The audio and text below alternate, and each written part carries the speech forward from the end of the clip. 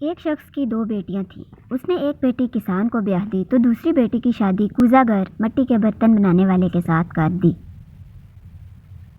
سال بعد بیٹیوں کے حال احوال جاننے کے لیے وہ شخص ان کے گاؤں اور شہر چلا جاتا ہے۔ جو بیٹی کسان کو بیاہ دی ہے وہ خوش دلی سے باپ کا والہانہ استقبال کرتی ہے، خیر خیریت اور کسب معاش سے متعلق پوچھنے پر بتاتی ہے کہ ادھار بیج خرید کر کھیت کھلیان آباد کیے ہیں، اب بارش کا انتظار ہے۔ بارش ہوئی تو سمجھے رحمت ورنہ زحمت اور مصیبت۔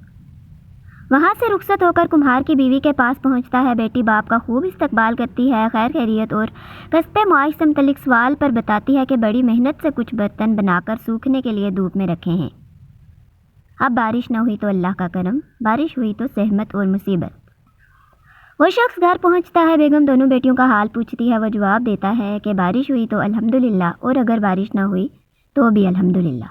سبق: جو چیز آپ کے لیے مناسب ہو ضروری نہیں وہ دوسروں کے لیے بھی مناسب ہو، اور جو آپ کے لیے مناسب نہیں وہ دوسرے کے لیے بھی نامناسب ہو، یہ لازمی نہیں ہے۔